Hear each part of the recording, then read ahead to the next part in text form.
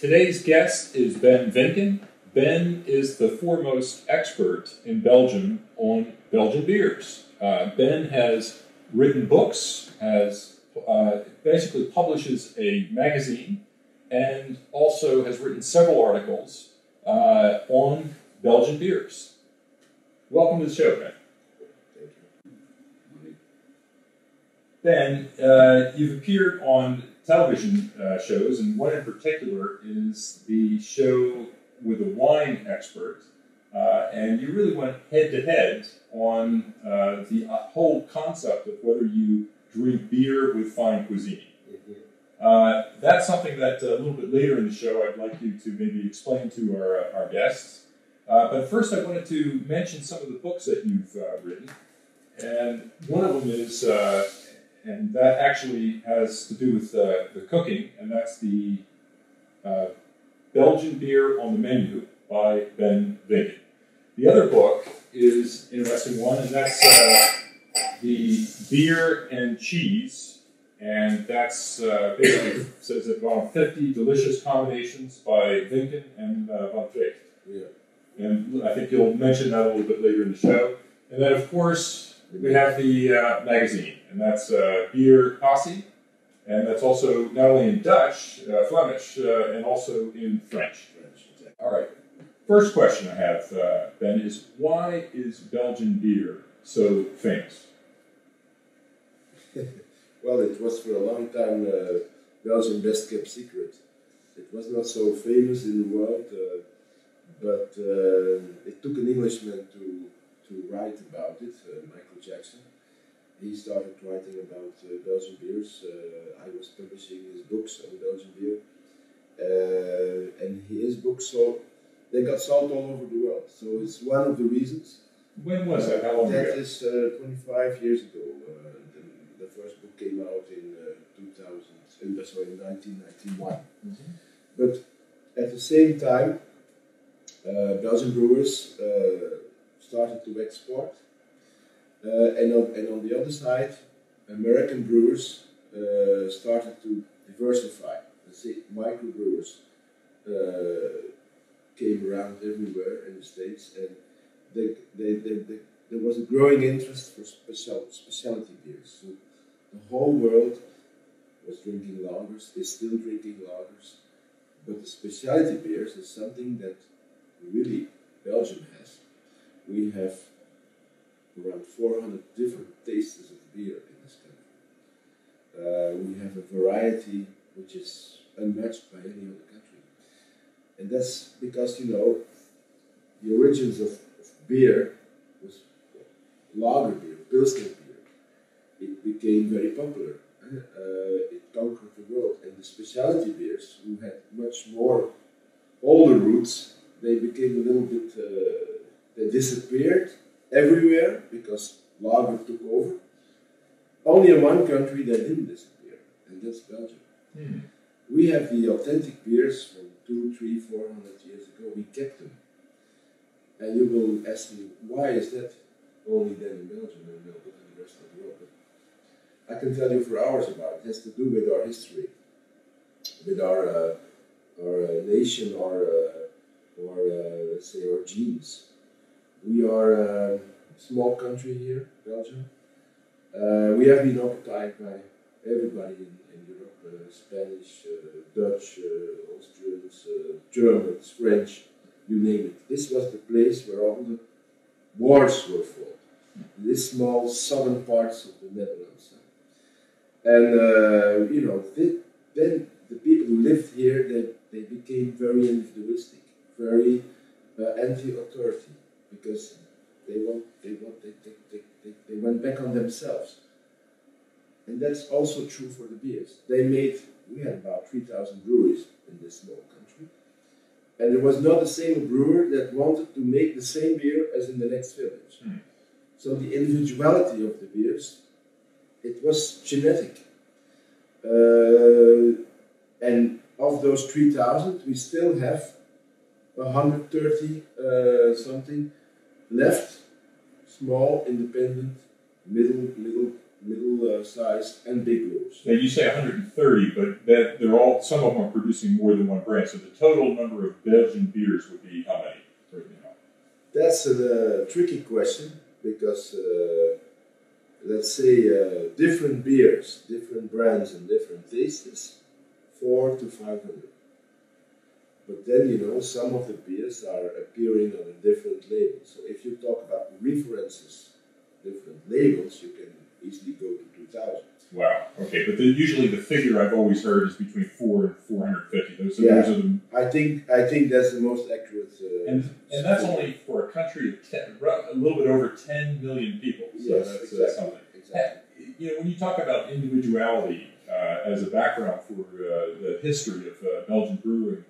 I wonder if the last, say, 20 years, whether anything has changed, because during that time, we've seen a lot of acquisitions and mergers of beer companies. In fact, InBev, a Belgian beer, really rose to one of the top. I think maybe 15, 20 years ago it was number 4. And then still there were some mergers and acquisitions taking place. And then it actually rose with the latest merger with Anheuser-Busch. Yeah. And now AB InBev is the largest one in the world. So with that as a background, has that had any effect on the independence of Belgian beers? Are there still a lot of independent brewers? There still are. And it's let's say, it's a play, they play together.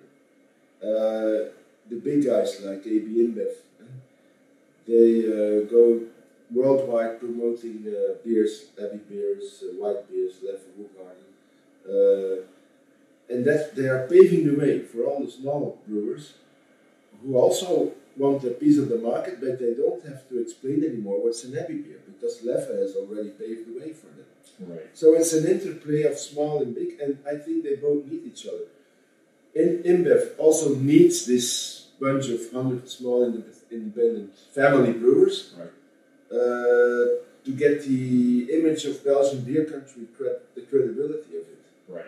And so that's one thing. InBev and other major players have paved the way. But on the other side, books like Michael Jackson's book, The Great Beers of Belgium, but also the social media. The consumer today is really looking for authentic products with tradition and long tradition behind them. So if he goes, it takes a brewery like, I say, Palm or Dupont, or he goes in and he goes on the net and on Google and says, wow, this is since 1747. This is still family owned. This is the 8th generation, and so forth. That is, nobody can match that because you cannot. We have now in America 25 years microbrewers, but what's 25 years if we have 200-300 years? Right. You know, an interesting point, I think, on the whole idea of Belgian beer making it across the world, because I think it was more of a localized thing for many years. It was Belgium's best kept secret. Yeah, and then suddenly with the InBev acquisition, or the Anheuser-Busch merger, across the board, almost in every bar in the United States, don't forget that the name of the game is distribution. Once InBev took over Anheuser-Busch, they were assured of the biggest distribution network in the States. They all the wholesalers, to complete every little desert shop. Yeah, so that I can get definite. As far as promoting Belgian beers, I don't think a better thing could ever have happened than an instant merger where the distribution network is sudden, and that happened. This was the big deal. All right. So that's a little bit about the background of the beer. So on the beer industry, but what about the different types of Belgian beers? Well, we are the only country with 4 methods of fermentation. This is already something that blows away everybody else. I brought a beer here, which is a mega blend, a Geuze mega blend. This is spontaneous fermentation. Spontaneous fermentation, that means it's the way the Egyptians and the Sumerians brew their beers. And we can hold that up. It's exposing your brew to the open air, and the fermentation starts. And it goes on in the bottle. This beer can age for 20 years. Thanks to that spontaneous fermentation. We have top fermentation. We have bottom fermentation, the lagers, and then we have mixed fermentation, which is a mix of top fermentation and the oak aging. So if we take a look at the beer here, which is African. That's an Abbey beer. I just took them out of my fridge this morning at Reading. This is a Trappist beer. This is a strong blonde, and this is a Geuze. Okay. Geuze. All right. So there you have already. This is let's say 3 beer styles. Right. You have the strong blonde, the Duvel. You have the Geuze Lambic. You have Abbey and Trappist. So it's already Abbey and Trappist. I put them together. Right. So we have already 3 styles here. Yeah. And what about the? There are almost 12 styles. Yeah. So not only is the taste very different in the beers, but also the alcohol content actually can be very high compared to, for example, in the United States, for example. It's all about training. If you are trained to drink beers of 6, 7, 8 degrees, you don't drink them like a Budweiser light from 3 degrees. Right. But what is the highest alcohol content in one of the beers? I think around 9 or 10 degrees. But the strongest beer in Belgium is a Bush beer, and that goes to 12 degrees. 12%. Wow. But then after 12, 13 in the bottle, maybe you can add some alcohol. But then the yeast is not working anymore. Okay. If you want stronger beer, you will have to add alcohol. So let's talk about we've mentioned the tasting of the beer, the drinking of the beer, whatever. Maybe we could go into a little bit more detail about the taste and why each beer has a particular taste. Well, it starts. I'll give you a little demonstration. It starts with my slogan is make a feast out of every beer. Every glass of beer should be a feast. So if you go to a cafe wherever in the world, always ask for the bottle and ask for a wine glass. And then you do the ritual yourself, because the personnel in the bar is screwing it up anyway. Sorry my words, but it's if you want to have a feast of it, it starts taking your glass. I have chilled my bottle, and normally I put it in a little ice bucket to chill it a little bit. But it's the tasting, you taste it with a lot of reverence, a lot of respect. The brewers have worked long on this beer. The recipe, the ingredients, the foam. We have the best foams in the world. Now let me just ask about the foam right now, because a lot of our viewers are used to having no foam at all on they their are beer. barbarians. I call them barbarians. Really? They don't know what they miss. I am now hurrying up because I only have 30-40 seconds to get the aromas. Okay. And they are in the foam. But you need a glass like this, conical, that keeps the aromas. You don't drink your cognac in a glass like that. It closes. So here I have the fruity nose, the floral, herbal aromas of the hop. It's delicious. Also a little bit fruit because it's a re-fermented beer. So I have the fruit from the yeast. So I'm already tasting my beer for 70% with my nose. Before and I'm looking at it. I'm looking at the color. It's a golden color, and the foam is nice. So you would not smell the same things if there were no foam. The foam is really foam is basic. So explain that to an Englishman. If you give him foam, he'll kill you.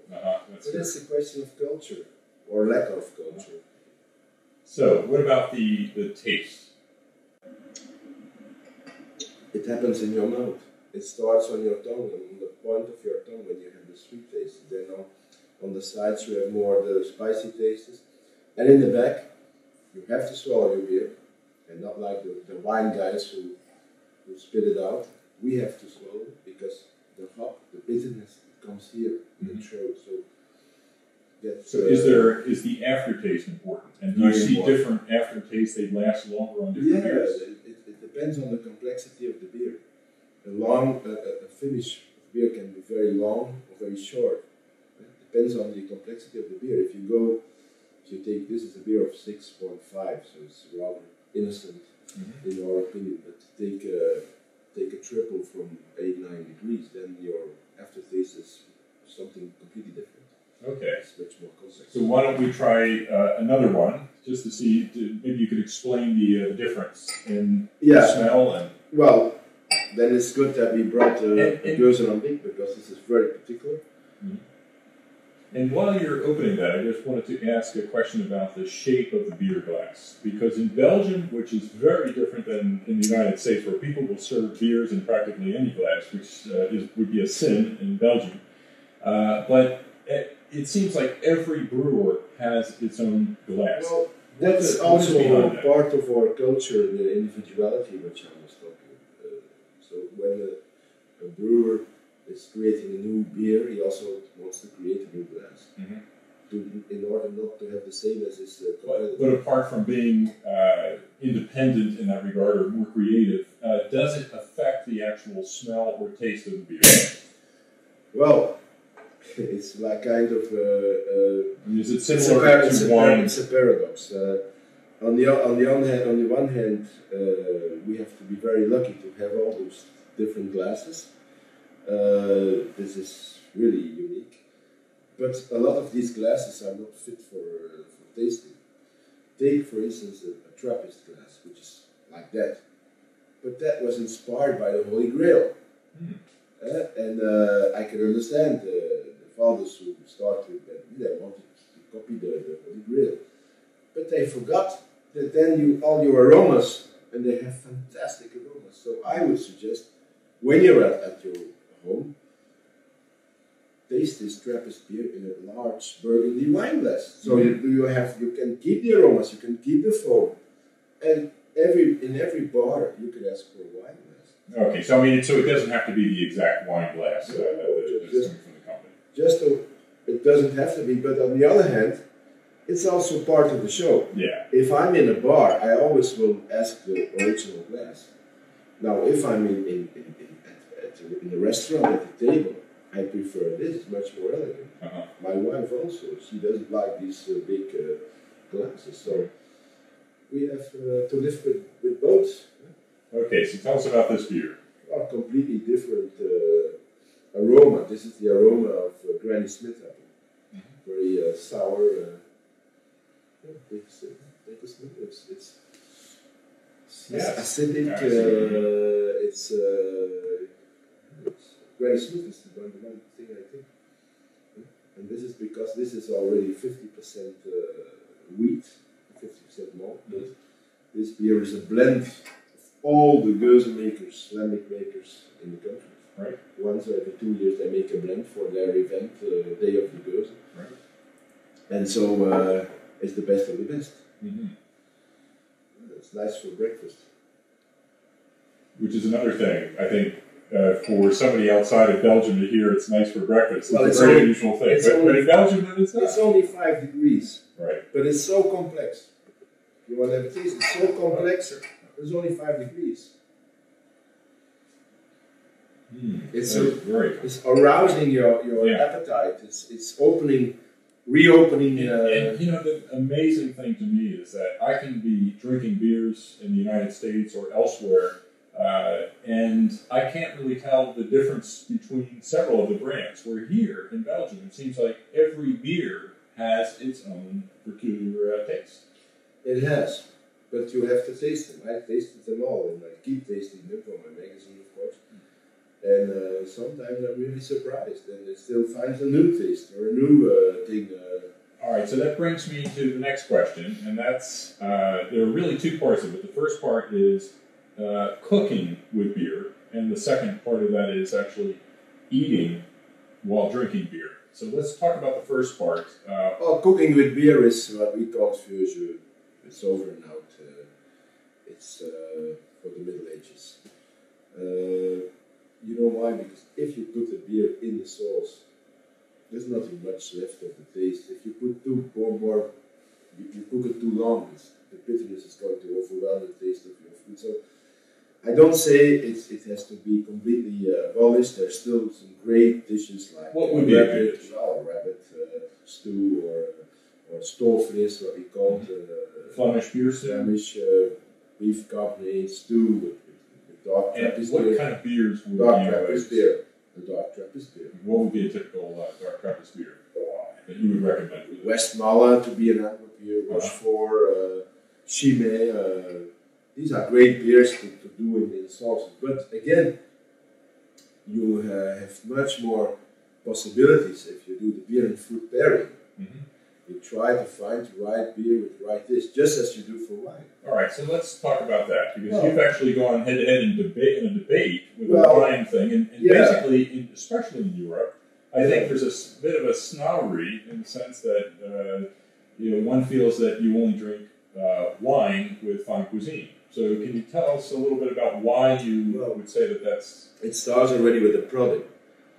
Beer is much more complex than wine, especially Belgian beers. Why is that? Because of the number of ingredients? Because of the ingredients. We already have 4 ingredients according to the Reinheitsgebot, which we don't follow. Mm-hmm. It's water, hop, malt and yeast, but we add spices. We do special fermentations. We are not bothered by any law or decrees, and that's why we can be very creative in our products. So the ingredients, the complexity of the product, wine is only fermented grapes. It's not more than that. I don't have anything against wine. I like wine a lot, but wine that never has to prove itself. Beer also always has to prove itself, and that's a little bit. Why do you think that is, though? Why? Because of the perception. This is great, but only a very small part of the world production. The world production is lager, session beers, session drinks, and so the perception of beer is around low key product. Mm-hmm. It's to go out with your friends, have a lot of pilsners. So, what is the beer industry doing, especially in Belgium? Well, they're trying to educate people, but even in this country, it's difficult because if you go into any kind of restaurant, you will hardly find a suggestion of beer and food. But it's changing. I started with this beer and food pairing thing 5 years ago. I wrote my book, Beer on the Menu. I brought now this book, Beer and Cheese, and it's all about pairing. Pairing the right beer with the right cheese. Pairing the right dish with the right beer. Trying to bring some structure in it. And so that... and if you do a little bit of effort, you can play with it. If I'm doing now a conference on beer and food, I just ask the chef, what are you going to cook tonight? And he sends me this menu, and I bring the beers. I know by heart which is the right combination. Let me throw out a couple of food choices. What would you have? Yesterday night we had a great dinner. Mm-hmm. We started with scallops, with some quinoa and a citric sauce, and I poured with that the deugniet, which is a beer with very citric taste, a blonde beer, and it was perfect beer. And then afterwards it was a very nice piece of meat, which I paired with the Chimay Grand Reserve, and that's fantastic because you forget all about wine. It's very simple. Right. Our genes are saying that this is the right thing. So let me throw out a few food choices, and you tell me what would be a good beer to go with it. What about just a regular steak? Well, forget about the red wine. Take a dark Trappist or a heavy beer. Okay. What about a pasta? A pasta. There you have more possibilities. You would go into blonde beers like this, 6.5 degrees, or ale types, easier to drink like Palm or Bocconi. Easier to drink specialty beers, more drinkable specialty beers, not too complex. Okay. What about fish, like a nice cod? Well, fish, it is a little bit comparable with wine. You should go with fish in the white or the blonde beers. Mm-hmm. White beers like Hoegaarden, blonde beers, any blonde Abbey beer would match nicely fish. What about a lighter, like a veal? With the veal, I would go back to the Belgian ale, Belgian Special Belge, Palm or Bocconi. Or Bocconi. Yeah. Okay. From Antwerp. So, yeah, of course. And now I know you are promoting beers and beers in the industry in general, but do you have any favorites that you personally that stand out? Frequently asked question to me, but in fact it depends on the moment. At this moment, after this terrible hangover, which is slightly going away now, I'm feeling nice with this 5 degrees Gozer. I wouldn't have a Trappist now. It's too heavy. Okay. So Trappist is for late night or with the food. You could only. It's also a question about to handle all this alcohol. I'm always tasting little sips, little glasses. I'm not drinking all the time. I'm sipping, I'm tasting, I'm trying to pair with the right food. And then you have a complete other another experience. And that is the way specialty beer should be experienced. It's not a session drink, it's a tasting.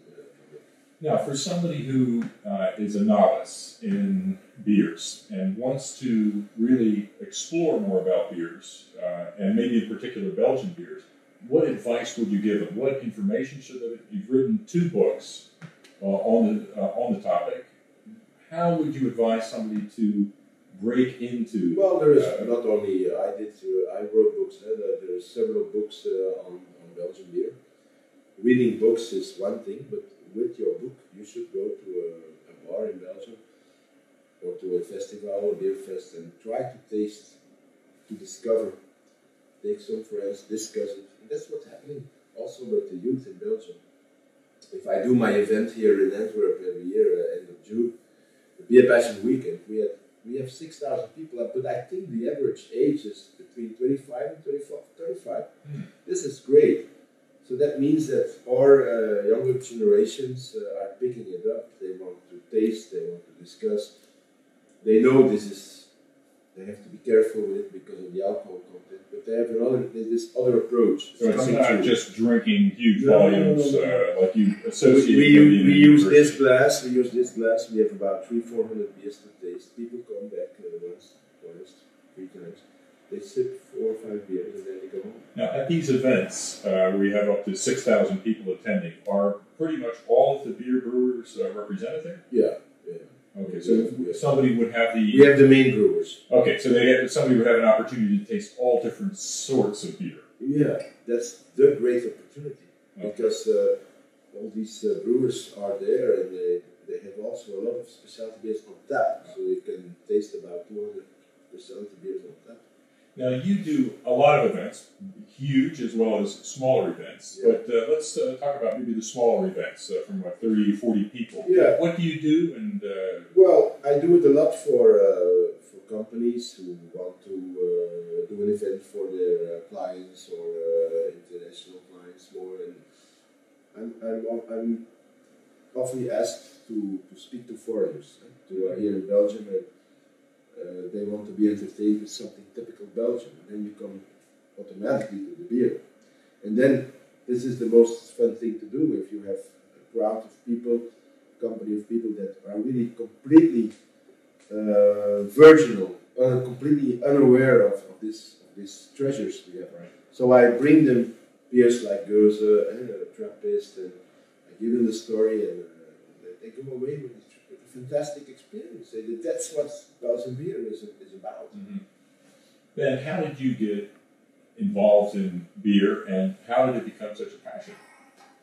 Well, it already started at my college years, when I was I liked to drink beer. I started at 18, and I kept to the lagers, because at that time, in the early 70s, it was not specialty beers were sleeping.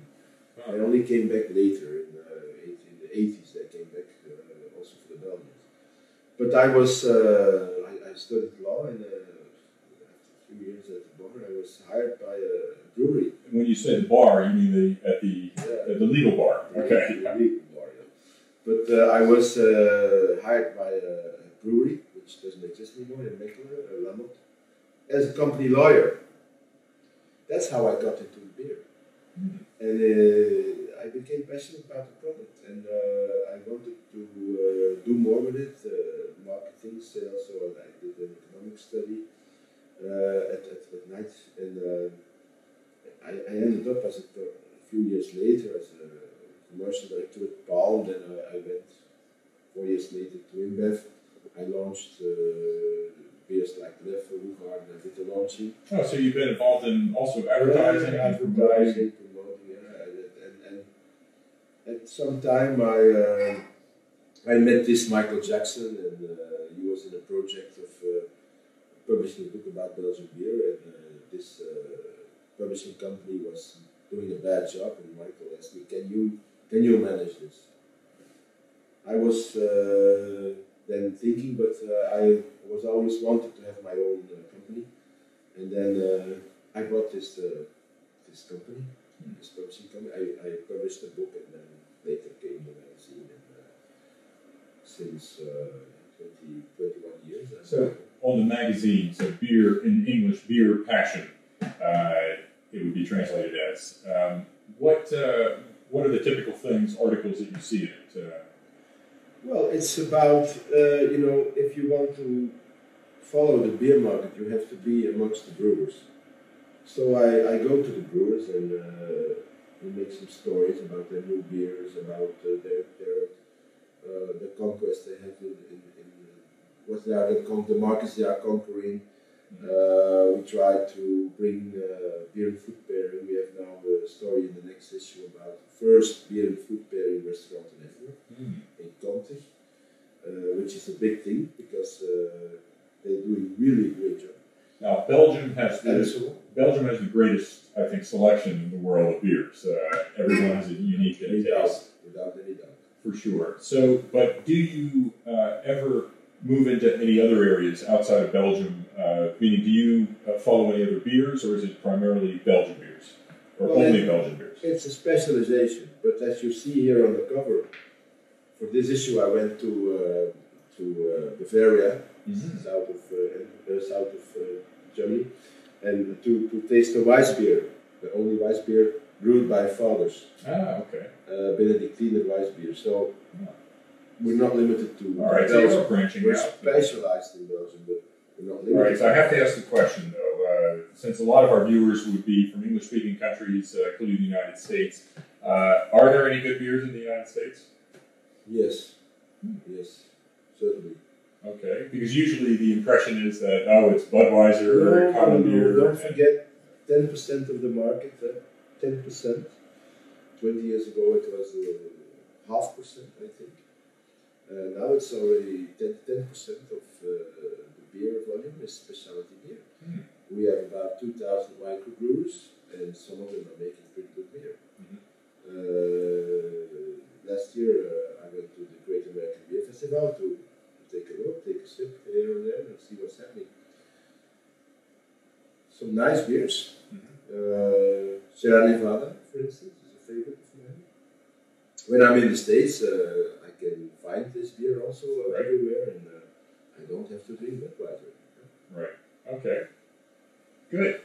So, what is in the future for you? I mean, you've already published 4 books. You're running a magazine. You've been on television. You've been promoting events. Are there any other books that are still going to be coming out? Well, I did a book 3 months ago, Beer from A to Z, but it's unfortunately only in Dutch.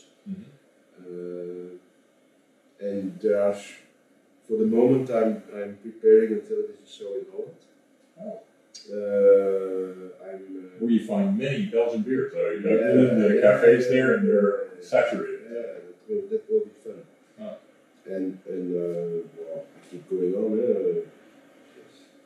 If somebody were interested in really living the Belgian beer experience and coming to Belgium, not only to see the great sights of Belgium, but also to really learn about the beer, how would they go about that? I mean, you, with your company, you actually give presentations on various beers. How would you suggest they get into contact with you? Well, they can, if they are a group and they are interested, I have different formulas. It's always combined with the book that then they buy at the end. But is there a minimum size group? Yeah, a maximum? The minimum is 20. Maximum is not existing. Okay, all right. And they would be able to really get a very... We can organize something very nice for a reasonable price. It's a question of passion that you want to share with people. Okay, and we'll be showing that on our site, your website, where they can go to. It's all on beerpassion.com. Beerpassion.com. All right. Excellent. Well, I think we've had a great overview of something that's been very dear to my heart, Belgian beers, for a long time.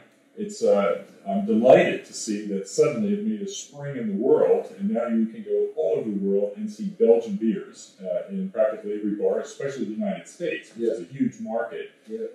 Also to know that you still can cook with beer, but more importantly, you can really eat fine cuisine with beer, and I think that's something that most of our viewers are probably not aware of, and I think that's a very good thing. So, Ben Vinken, Belgian beer expert, thank you for being a guest on the show today. It's my pleasure.